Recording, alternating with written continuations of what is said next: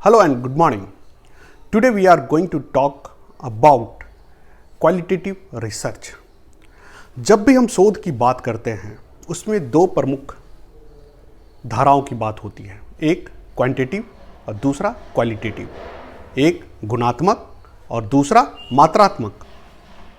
आज हम लोग गुणात्मक यानी क्वालिटेटिव शोध पर बात करेंगे कि यह गुणात्मक शोध है क्या, यह क्वालिटेटिव रिसर्च है क्या और इसके क्या फ़ायदे हैं प्लस इसकी कमियां क्या है। लेकिन इससे पहले मैं शुरू करूं इस वीडियो को, अगर आप लोगों ने चैनल को सब्सक्राइब नहीं किया है तो ज़रूर करें और कोई कन्फ्यूज़न हो विषय से जुड़ा हुआ तो वो भी कमेंट में ज़रूर लिखें ताकि मैं अगले प्रस्तुति में उसे उठा सकूं। अब गुणात्मक शोध होता क्या है? इससे पहले की वीडियो में मैंने मीडिया शोध पे बात की थी और उसमें शोध के बारे में थोड़ा सा आपको बताया था। और शोध में जो प्रमुख जो दो प्रकार है वह गुणात्मक और मात्रात्मक होता है। ये टाइप्स ऑफ रिसर्च एक अलग होता है, लेकिन उसमें ये दो जो किया जाने वाला जो टाइप्स है इन्हीं दोनों के अंदर ब्रॉडर कैटेगरी में आते हैं। अब गुणात्मक से क्या आप समझते हैं? और यह वीडियो एमए के बच्चे को जिसमें शोध है, बीजेएमसी के बच्चों को, साथ ही बीए के बच्चों को और जो एमफिल पीएचडी कर रहे हैं या यूजीसी नेट की तैयारी कर रहे हैं उनको भी यह टॉपिक फ़ायदा पहुंचाएगा और जो जिज्ञासु हैं जानना चाहते हैं विषय को। गुणात्मक शोध सीधा सीधा अगर सरल भाषा में हम समझें तो किसी भी वस्तु, व्यक्ति, संस्था, देश, समाज, सभ्यता, संस्कृति के दो फीचर होते हैं। ध्यान दीजिएगा, मैंने अभी तमाम चीज़ों का नाम लिया, उसमें टू क्वालिटीज़ होते हैं। एक डिस्टिंक्टिव क्वालिटी होता है, यानी एक ऐसा क्वालिटी गुण जो दूसरे संस्था, व्यक्ति, वस्तु, कल्चर, देश से अलग होगा, यानी वह बिल्कुल अनोखा होगा। और एक क्वालिटी स्पेसिफिक क्वालिटी होती है, एक डिस्टिंक्टिव, एक स्पेसिफिक, यानी कि उस वस्तु, उस संस्था, उस देश, उस समाज, उस कल्चर, उस लैंग्वेज, उस कम्युनिटी की पहचान उस खास क्वालिटी से होगी। मैंने आपको क्या बताया? दो चीज होती है, एक डिस्टिंक्टिव यानी अनोखापन और एक स्पेसिफिक यानी कि जो विशेषता है। इन दोनों का पता करने के लिए गुणात्मक शोध सबसे अच्छा होता है। जैसे कि अगर मैं एक गिलास पानी को ही उदाहरण के तौर पर लूं, तो पानी की जो डिस्टिंक्टिव क्वालिटी है वह यह है जो दूसरों से उसे अलग करता है कि वह लिक्विड है और उसमें एक शीतलता भी है, ठंडा लगना। और उसका जो स्पेसिफिक क्वालिटी है कि वह प्यास को भी बुझाती है, ठंडा भी प्रदान करती है, साथ ही मेटाबॉलिज्म के लिए भी ज़रूरी है। यानी उसकी विशेषता और उसकी दूसरी चीज़ों से क्या अलगाव है, वह दोनों क्वालिटी का अध्ययन जो है वह गुणात्मक शोध यानी क्वालिटेटिव रिसर्च बहुत अच्छे से करती है। क्वालिटेटिव रिसर्च में आप ध्यान देंगे कि यह रिसर्च में जो शोध करता है यानी जो रिसर्चर है और जिस विषय पे वह रिसर्च कर रहा है यानी शोध सब्जेक्ट है, रिसर्च सब्जेक्ट है, उसमें बहुत ज़्यादा गैप नहीं होता है। बहुत ज़्यादा गैप का मतलब है कि दोनों में तदाब में होता है, एक रूपता होता है, यानी शोधकर्ता जो है वह शोध के विषय के करीब जाकर शोध करता है। ध्यान देने वाली बात यह है कि आप जो हैं अगर शोध करता हैं और शोध विषय अगर कर्नाटक में है तो आप कर्नाटक जाकर नेचुरल सेटिंग में शोध करेंगे। नेचुरल सेटिंग बहुत इंपॉर्टेंट शब्द है। नेचुरल सेटिंग में आप शोध करते हैं, यानी शोध का विषय अगर खुले आकाश में है तो आप वहीं जाके शोध करते हैं। शोध का विषय अगर घर के अंदर है तो आप वहीं करते हैं। आर्टिफिशियल या लेबोरेटरी में आप शोध नहीं करते हैं जैसा कि मात्रात्मक शोध में होता है। हम अगले वीडियो में एक कंपैरेटिव भी बनाएंगे, लेकिन आज हम गुणात्मक पे ही रहते हैं। आप आर्टिफिशियली या सेल्फ मेड इन्वायरमेंट में नहीं करते हैं, नेचुरल सेटिंग में शोध करते हैं। यह बहुत इंपॉर्टेंट है। जो चीज़ें जैसी अवस्था में, जिस स्थिति में है, आप उसी स्थिति में रिसर्च करते हैं। You collect the data, you analyse the data, you try to shock out the data, find out the data in the natural situation of the research object, यानी शोध का जो क्षेत्र है आप वहां जाकर करते हैं। तो ये गुणात्मक शोध की एक परिचय है। गुणात्मक शोध में हम आपको बताए थे दो चीज, गुण पर ध्यान देते हैं और स्पेशल गुण पर ध्यान देते हैं, साथ ही जो यूनिक गुण है उस पर भी ध्यान देते हैं। जब हम गुण का ध्यान देंगे तो इसमें डाटा जो होगा वह सेंटेंस में होगा, नैरेटिव्स में होगा, लिखा गया होगा, अंक में नहीं होगा, न्यूमेरिकल डाटा नहीं होगा कि 1 2 3, ऐसा डाटा आपको नहीं मिलेगा। जैसे कि अगर गुणात्मक शोध हमें करना है कि बर्मा के जो लोग हैं वह इतना खुश क्यों रहते हैं, या वहाँ के लोग इतने लंबे आयु तक क्यों जीते हैं, या जापान पे हम करें तो हम लिखेंगे कि उनकी हेल्दी प्रैक्टिस है, जल्दी उठते हैं, खान पान यह है, उनकी संस्कार यह है, संस्कृति यह है, और इस तरह की उनकी विचारधारा। ये नहीं कहेंगे कि 3 लोग इसलिए हैं क्योंकि ये करते हैं, 4 लोग इसलिए। इस तरह से हम बात मात्रात्मक शोध में करते हैं, डाटा के आधार पर, फैक्ट के आधार पर, फिगर के आधार पर। गुणात्मक शोध में हम जब डाटा को लेते हैं तो वह सेंटेंस में होते हैं, वह राइटिंग में होते हैं, और वह पैराग्राफ में होते हैं, यानी कि लेखन प्रक्रिया का हम प्रयोग करते हैं, रिटन फॉर्म का प्रयोग करते हैं।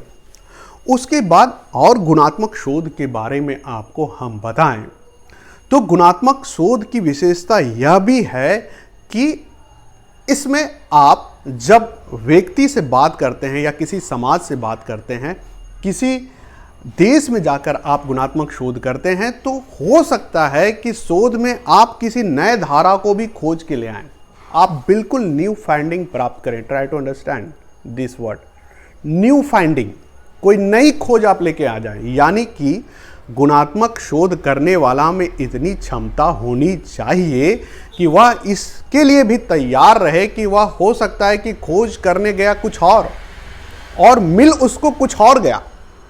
Try to understand what I am saying, that I have already prepared my mind to study on particular cultural trait, identification, mark of any tribes, any community, any people, but somehow while doing the research, it is the possibility that I can find a totally new domain, totally new knowledge, which was beyond the perception, beyond the thought और beyond any expectation. ऐसा हो सकता है।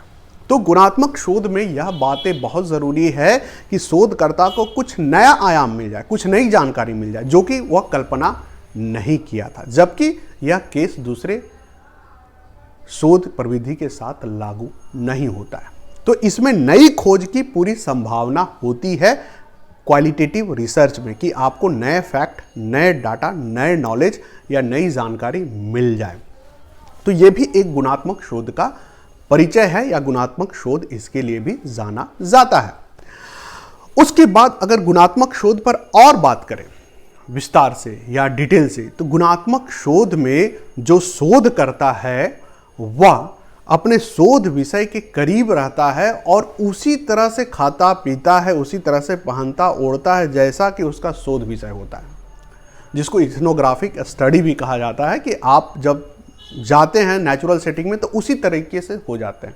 आप अगर पंछियों पर शोध कर रहे हैं तो आप उसी तरह का आप कपड़ा लत्ता पहन के रहते हैं, ताकि उससे लगे कि जो शोध करता है वह हमारी तरह है, तभी वो अपने रियल छवि में या रियल स्वरूप में आएगा और आप उसको रिकॉर्ड कर पाएंगे। तो यह भी गुणात्मक शोध का एक परिचय है और एक इसकी पहचान है कि जो शोध का विषय है और शोध करता है उसकी वेशभूषा, उसकी संस्कार संस्कृति भी एक करनी पड़ती है ताकि आपको नेचुरल डाटा मिल सके। तो ये भी एक गुणात्मक शोध की पहचान है। और गुणात्मक में एक और चीज़ है कि इसमें हम ज़्यादातर गुणात्मक शोध में मानवीय संवेदना, मानवीय भावना यानी human feelings, human desire, human aspiration, मानवीय आकांक्षाओं और मानवीय सोच, वह किस परिस्थिति में कैसे डिसीजन लेता है, इन सब चीज़ों का अध्ययन करते हैं। आपको मैंने पहले ही बताया कि इसमें हम फीलिंग्स का अध्ययन करते हैं, हम इमोशन का अध्ययन करते हैं, हम एस्पिरेशन का करते हैं, एम्बिशन का करते हैं। यह जो पूरा अध्ययन है यह गुणात्मक शोध में ही आता है। इसमें हम तमाम ह्यूमन वैल्यूज और human thought process, human decision process का अध्ययन करते हैं। यह पूरा गुणात्मक शोध में आता है। इस तरह के शोध में हम यह डेवलप करने की कोशिश करते हैं कि किसी खास परिस्थिति में, खास समय में कोई व्यक्ति कैसे सोचता है, कैसे निर्णय लेता है, या कौन सी बातें उसे हंसाती है, कौन सी बातें उसे दुखाती है, और कैसे व्यक्ति बदलाव की ओर अग्रसर होता है। यह भी हम इस शोध में खोजने की कोशिश करते हैं। तो यह भी एक गुणात्मक शोध के क्षेत्र में आता है। उसके बाद मानवीय आचरण, जैसे कि मनुष्य बिहेव करता है, यह भी हम खोजने की कोशिश करते हैं गुणात्मक शोध में। उसके बाद गुणात्मक शोध की एक और जो महत्वपूर्ण विशेषता है, बहुत ही स्पेशल है, जो कि सिर्फ क्वालिटेटिव रिसर्च में आपको मिलेगा। एक क्रोनोलॉजिकल ऑर्डर में हम चीज़ों को तलाश करते हैं। क्रोनोलॉजिकल ऑर्डर मतलब क्या है कि आप 1990s में अगर कोई रिसर्च कर रहे हैं, वहाँ से शुरू करें, तो उसके बाद 1991 आएगा, 1992 आएगा, 93 आएगा। जंप नहीं करते हैं, जर्क नहीं लगना चाहिए, एक फ्लो होना चाहिए, एक जो कहते हैं ना कि सक्सेशन होना चाहिए। या तो वो असेंडिंग में होगा, या तो डिसेंडिंग में होगा, या इंक्रीजिंग ऑर्डर में होगा, या डिक्रीजिंग ऑर्डर। फ्लो होना चाहिए, क्रोनोलॉजी होना चाहिए। अगर हिस्टोरिकल है तो क्रोनोलॉजिकल होगा, और अगर कोई पैटर्न उसमें होना जरूरी है। विदाउट पैटर्न का शोध नहीं होगा। A definite pattern must be there in the qualitative research. यह भी इसकी विशेषता है।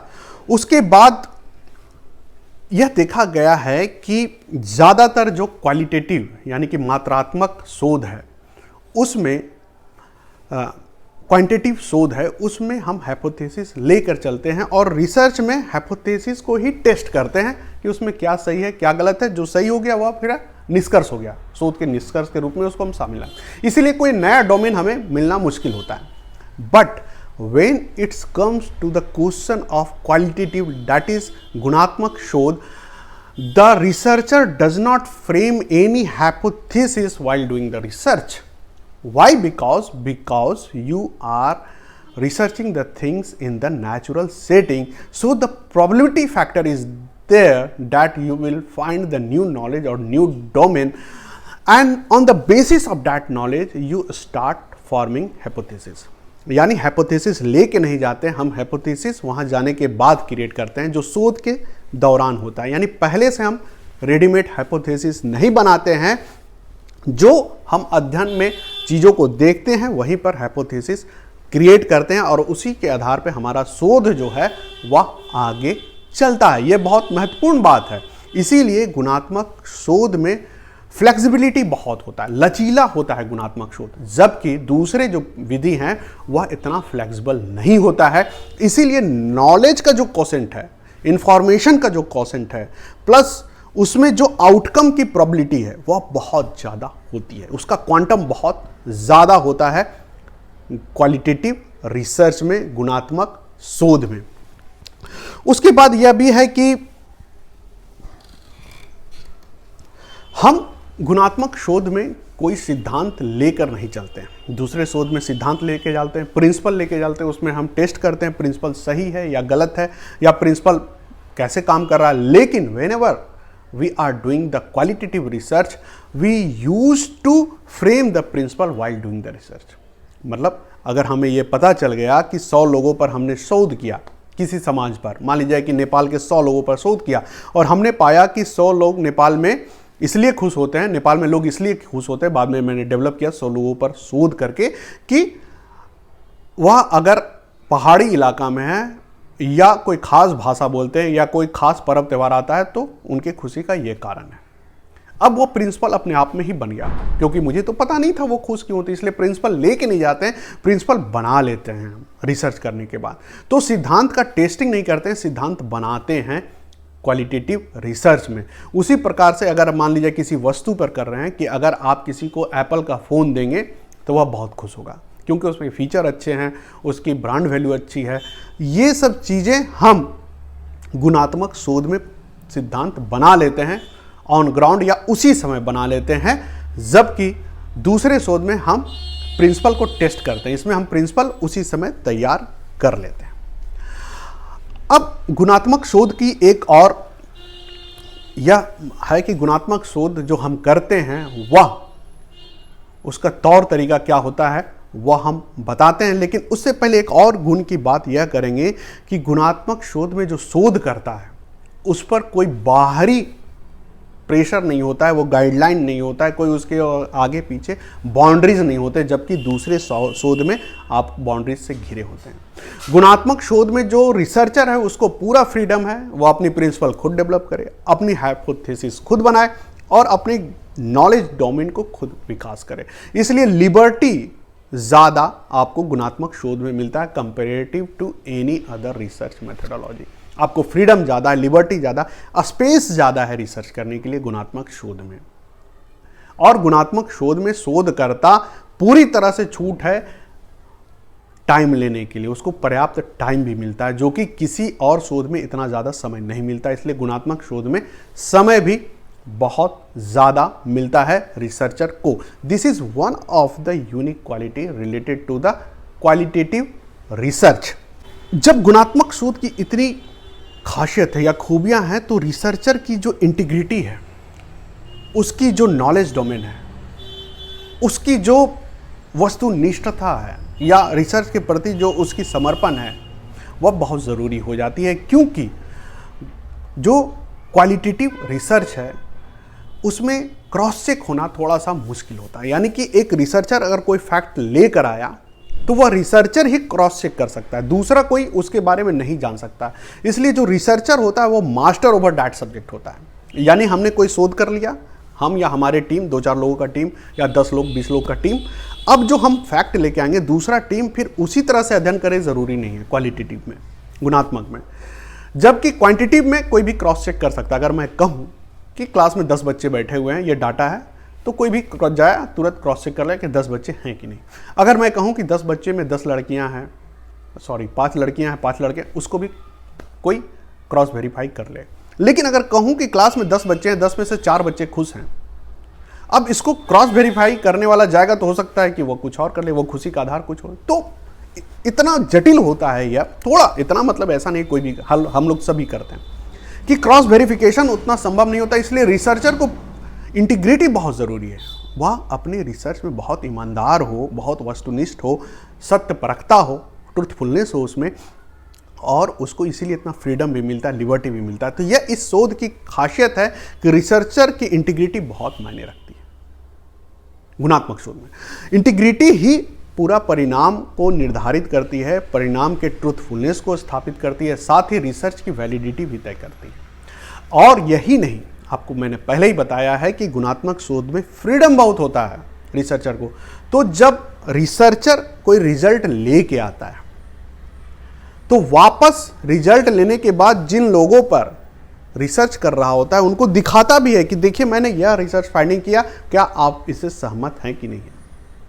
यानी गुणात्मक शोध में आप फैक्ट निकालते हैं, रिजल्ट निकालते हैं, आउटकम निकालते हैं, और उस आउटकम को वापस जिस पे आप रिसर्च किए उसको दिखाते हैं, समझाते हैं कि whether this outcome is matching to your emotion और feeling not, whether you are agreed with the outcome और नॉट।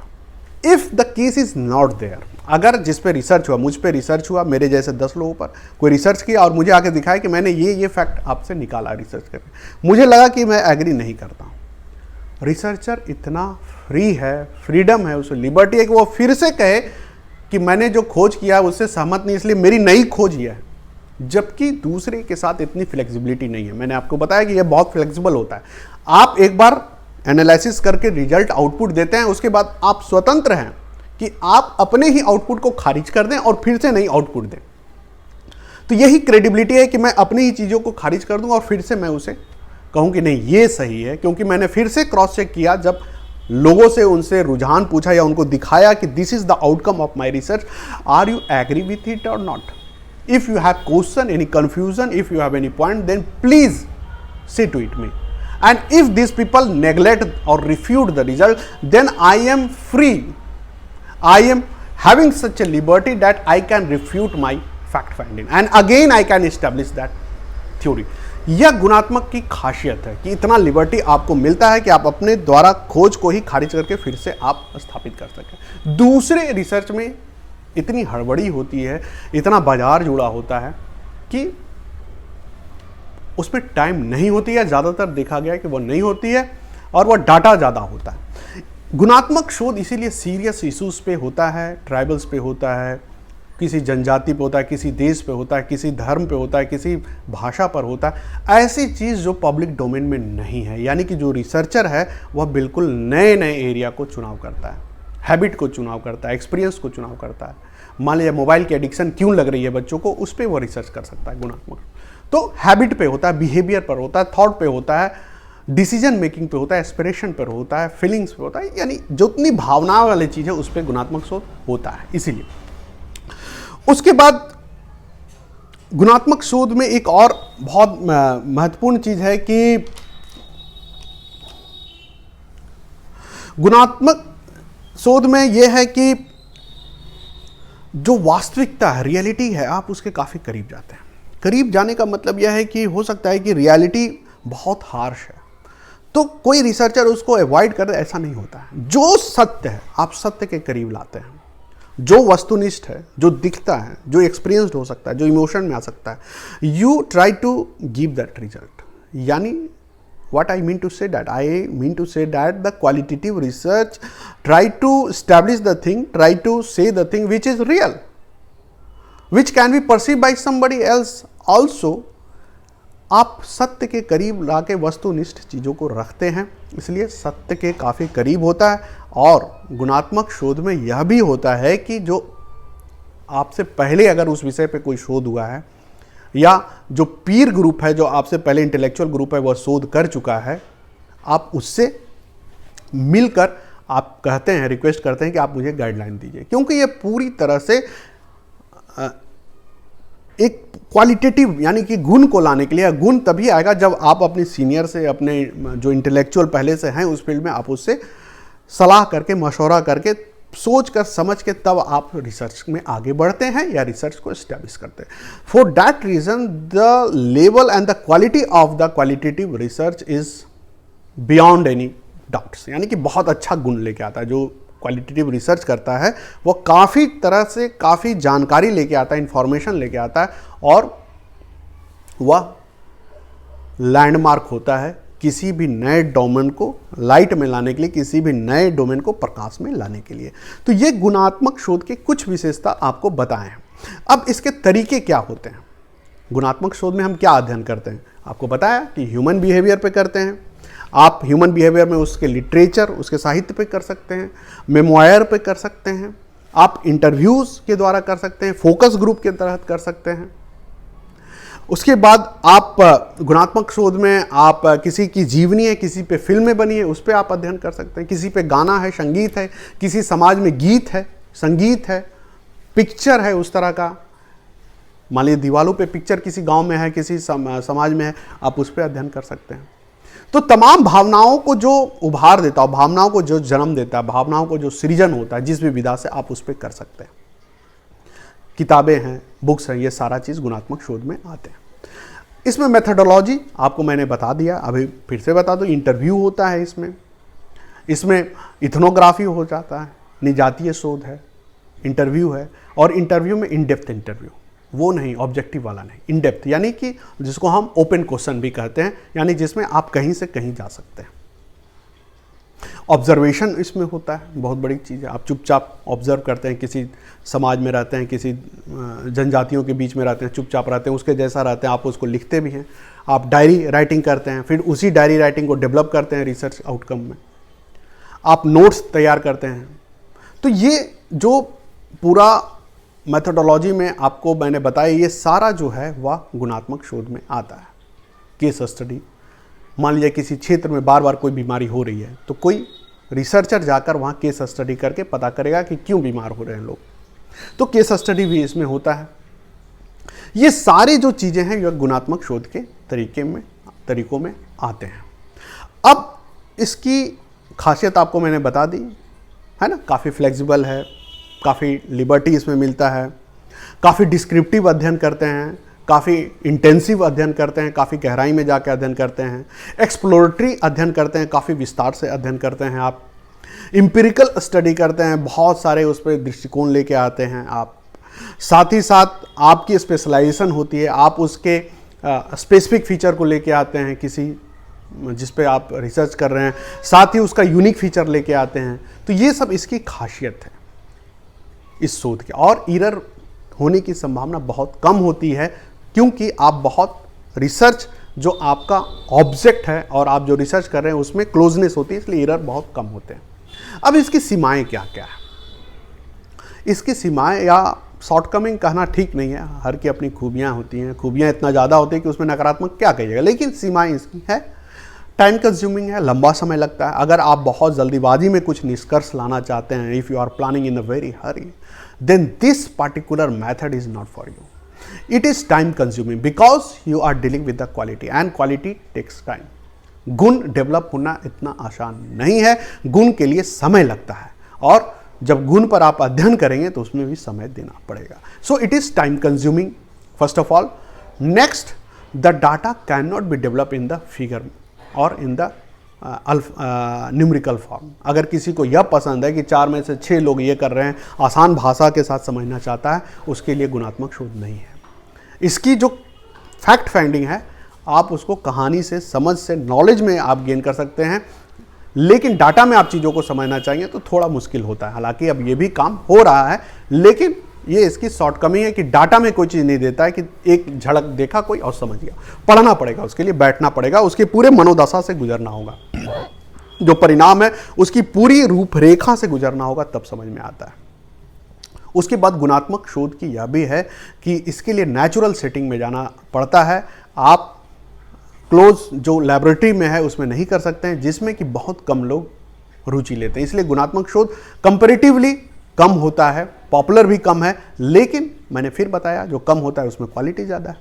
तो लोग हैं नेचुरल सेटिंग में नहीं जाना चाहते हैं, आजकल लेबोरेटरी में ज़्यादा करना चाहते हैं, कंप्यूटर पे ज़्यादा शोध करना चाहते हैं, तो कम होता है, लेकिन जो भी होता है बहुत सीरियस स्टडी होता है। तो ये भी गुणात्मक शोध की कुछ लिमिटेशन है कि इसके लिए फील्ड में जाना होता है, इसलिए बहुत कम लोग फील्ड स्टडी के लिए तैयार होते हैं या नेचुरल सेटिंग में जाके करना चाहते हैं।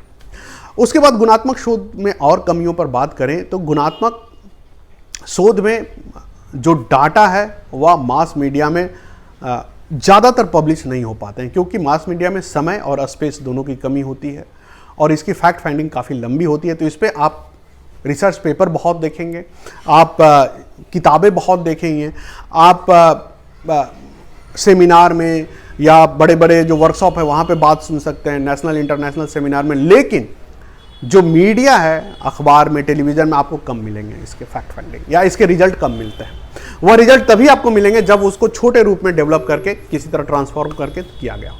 तो इस तरह के जो पब्लिश होने में मास मीडिया जो स्पेस कम दे पाते हैं या टाइम कम मिलता है इन गुणात्मक शोध को। इसलिए अगर कोई गुणात्मक शोध करता है और वो चाहता है कि मास मीडिया में आए, तो थोड़ा उसको फिर ऑब्जेक्टिव वे में डेवलप करना पड़ता है, और उसमें हो सकता है कि जो तथ्य है, फैक्ट है, वह थोड़ा डाइवर्ट हो जाए, है ना। तो ये एक गुणात्मक शोध की खासियत या उसकी सीमाएं हम कह सकते हैं। उसके बाद और सीमाओं पर अगर थोड़ा बात करें तो गुणात्मक शोध में जो शोध करता है उसका अच्छा खासा समय लगता है, उसका पैसा भी लगता है, लेकिन कंपैरेटिव टू दूसरा कम लगता है। तो हो सकता है कि अगर शोधकर्ता को अपना प्यार, अपनी फैमिली, अपना जॉब, अपना शहर प्यारा है, तो उसके लिए ये थोड़ा मुश्किल होता है।